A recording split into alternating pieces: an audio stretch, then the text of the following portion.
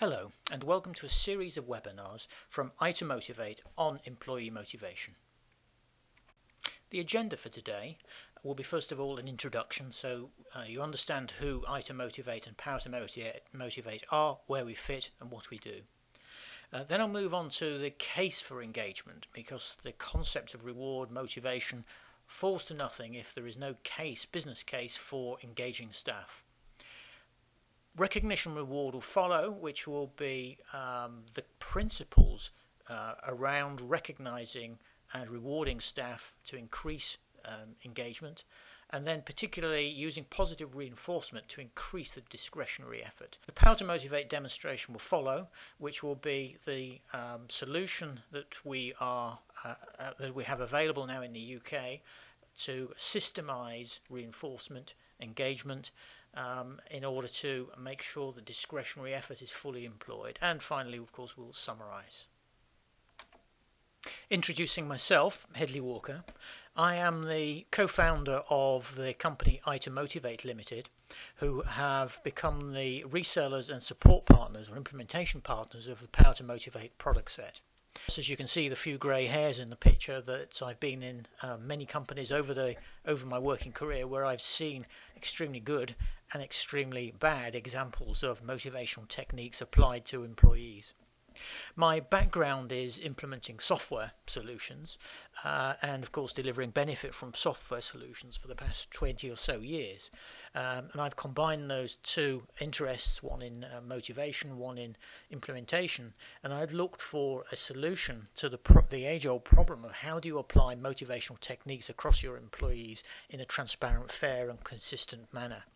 It's interesting that we apply records and techniques for disciplinary procedures, but seldom for positive reinforcement.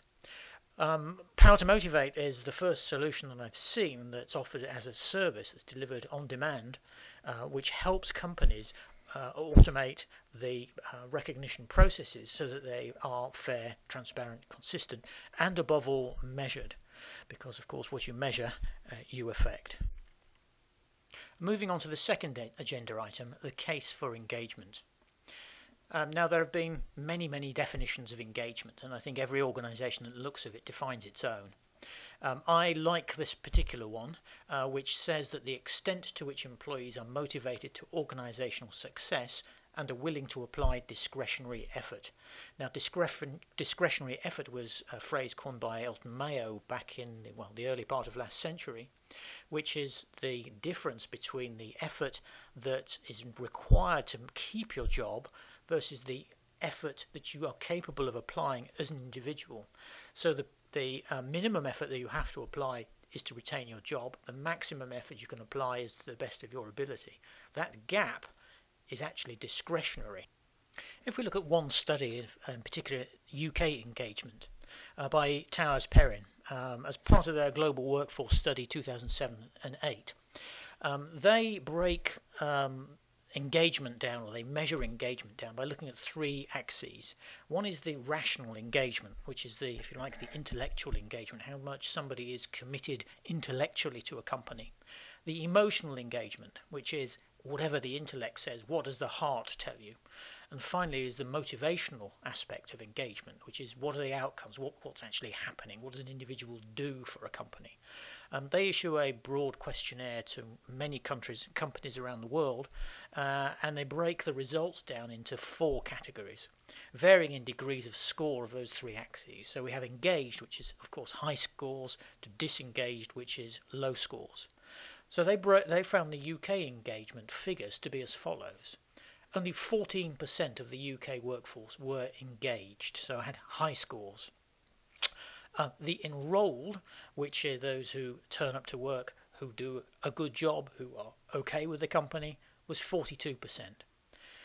The disenchanted, so those people who will do a job but quite frankly have no emotional attachment to the business, was 33%, and the disengaged, so these are the people who are doing the barest minimum to retain their jobs, 11%. And now if we look at the figures here, that's telling us that 44% of the staff working in an organisation are performing well below their maximum effort or giving their maximum discretionary effort. Indeed, only 14% are giving their full discretionary effort. So that's the scale of the challenge, but what's the impact on that? What does that actually mean for a British business? But I just want to look at Aberdeen survey results, just to show that there are multiple organisations delivering the same sorts of answers. And of course they have a similar but different method of measuring employee engagement, and they have best-in-class, industry average and laggard. So this is looking at organisations, not individuals, and saying those organisations with best-in-class engagement scores, organisational goals achieved, tells us that the best-in-class are achieving 70% of their organisational goals, the laggards are achieving 36%. So the difference between the best case and the worst case in terms of goals achieved because of employee engagement, as we discussed earlier, is nearly double.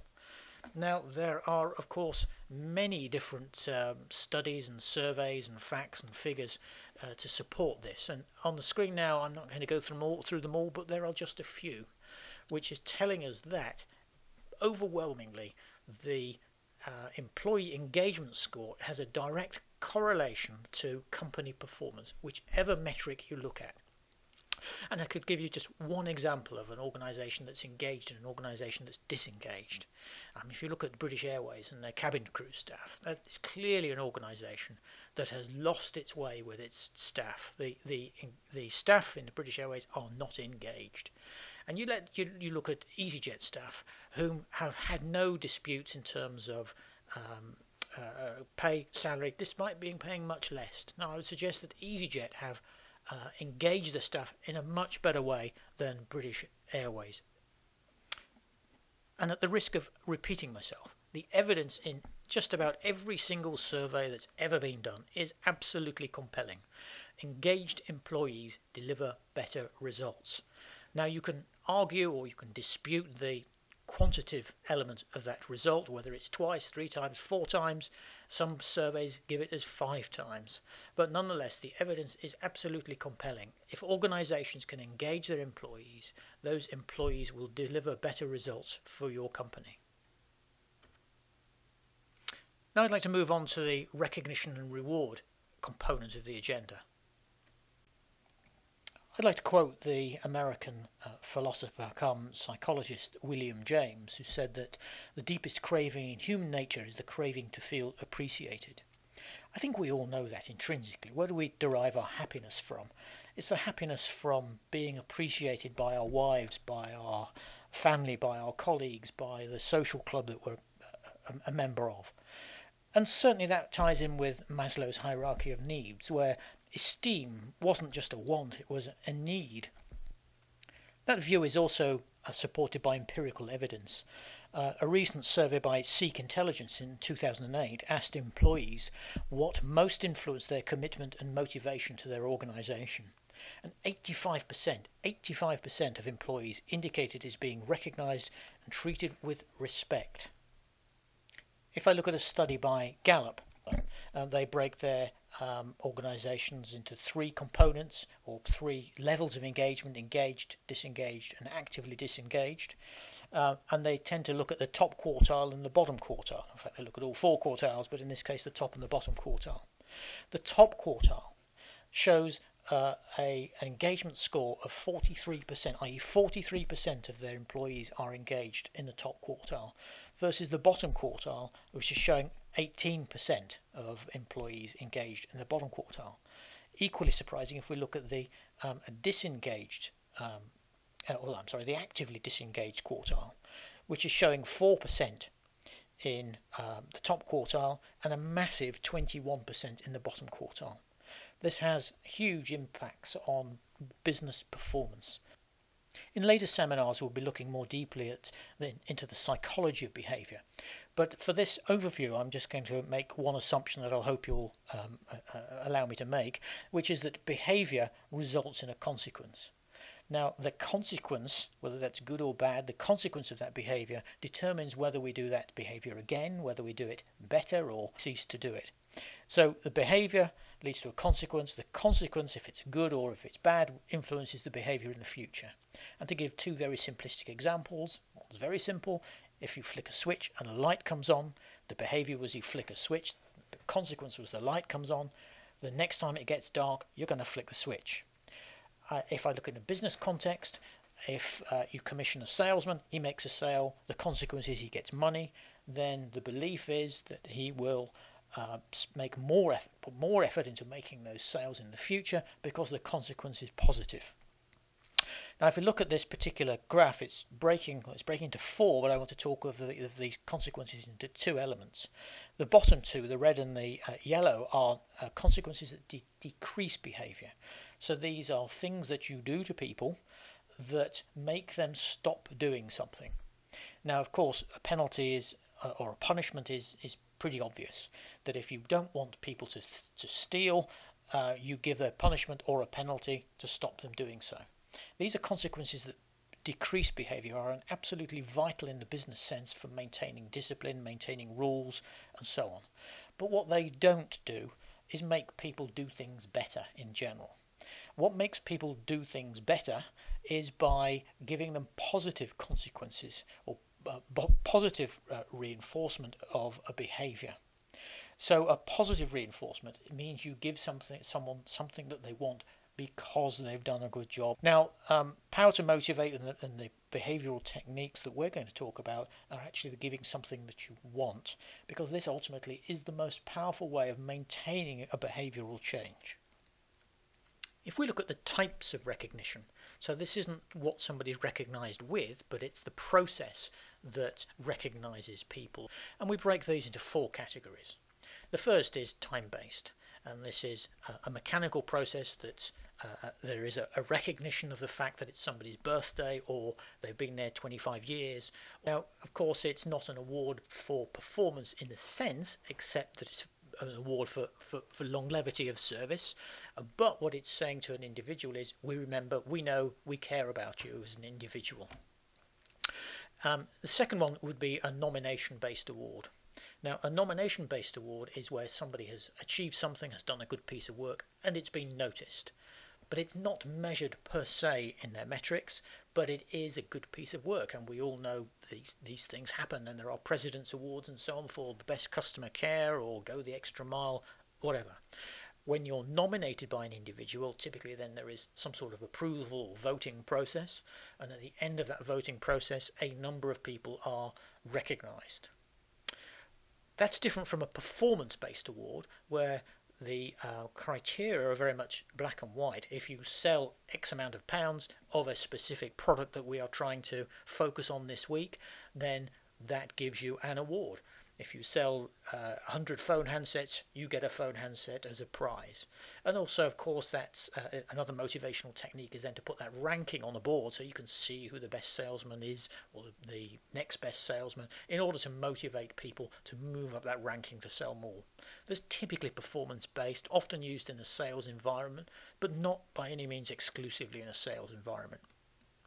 And finally, there are the spur of the moment awards.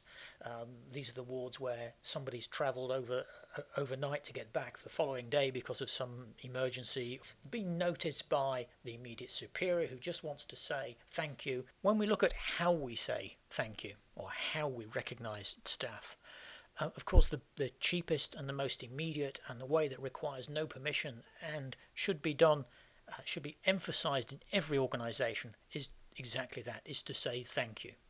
And I can speak from personal experience when I worked for many companies or many individual bosses that it seems to be very difficult for people to say thank you to their employees. Now, of course, that's the obvious first step, but it has limits. And when I consistently do good work and consistently bring in big deals or consistently implement large projects, whatever that may be, if all I continue to get are verbal thanks, then the effect of those verbal thanks wears off. I close $1 million deals, I get a thanks. I close another one, I get another thank you. Of course, I should receive those, but I would be looking for something more. I would expect something more from an organisation. The Power to Motivate proposal is exactly that organisations, of course, can use the system to say thank you, but they can also use the system to award points which can ultimately be redeemed as prizes. Now, why do we recommend points as opposed to money, but it has a direct value which is obvious. And a perceived value, or the perceived value of a reward, can be substantially higher than the actual value of money. And I'll give you a simple example. If I've closed my $1 million deal and my boss gives me £26, I'm a little aggrieved. If my boss gives me a bottle of champagne, then the perceived value is that it's significantly higher. I move on to the next agenda item now, which is about applying positive reinforcement to increase discretionary effort. Reinforcement itself has to be fair, transparent, timely and proportionate. I'll expand further on those concepts over the next few slides. The number of companies that allow their recognition systems to fall into disrepute are staggering. I suspect many of you have sat through awards ceremonies wondering why that particular person was chosen, or indeed, even worse, knowing that somebody else has a more deserving case. If you break the link between the behaviour and the consequence and the recognition, then of course the system is devalued because people don't understand where they stand. My grandfather worked for the Yorkshire Copper Works all of his working career, and the first recognition that he received was on his 25th anniversary of employment, and he got a long service reward, a gold watch after 25 years. That's the opposite of timing is everything. That, of course, would now not be tolerated. The Gen X and Gen Y are used to immediate feedback, immediate response, and indeed that fits in with human psychology, where the emotional memory of a good thing is actually very short. It's in the order of weeks. So if we wait for 3 months, 6 months, 9 months before a particularly good behaviour is awarded, then once again the incentive, the link between the behaviour and the consequence is broken. Rewards should be given much more frequently, in the order of weekly, at worst monthly, little and often, because that fits in with the emotional timescales of human beings. Important to them means it has to have a particular value to that individual who's receiving the award. And there are a number of routes that you must implement to make sure you maximise the value of the award given. Firstly, understand what makes your people tick. It's quite clear that if you understand that person A has young children and they can't get out of their house much, that restaurant token has less impact to somebody who can get out a lot. When we start looking at many times removed relationships, so the president is making an award for Joe Bloggs, who's the salesman, then choice becomes the key. And what choice means is that you give the individual a range of rewards that they can select from, often luxury awards, rewards they wouldn't necessarily go out and buy, but you give them the choice to make those rewards themselves. Before I move on to the product demonstration, I'd just like to summarise. When we look at organisations ranked by employee engagement, and we look at the top versus the bottom quartile, we see a 25% difference in the number of the top ranked engaged employees. That's a tremendous difference, because we know that engaged staff deliver twice the corporate goals and are 40% more profitable. So how do we migrate these disengaged to become engaged staff? Well, they tell us, the 85% of them tell us that recognition is the top factor in terms of motivation. Power to Motivate would further contend that recognition needs to be done correctly. It must be fairly, transparently, timely and proportionately delivered to the scale of the achievement. Recognition can also be reinforced with rewards. Now, verbal recognition on its own is of course a splendid thing, and it should be done at every opportunity. It's free, doesn't require permission, and is an excellent way of recognition. However, on occasions it's just not enough. In those instances, recognition itself should be reinforced with a reward. And the final point on that is that what's measured moves. Most organisations will certainly measure their disciplinary procedures, but they won't measure recognition given to their staff. Now, if you're trying to make a cultural change and it's not measured, then how on earth can you do that if you don't know where you are, where you want to be, and your progress towards those goals? Thank you for listening to the summary.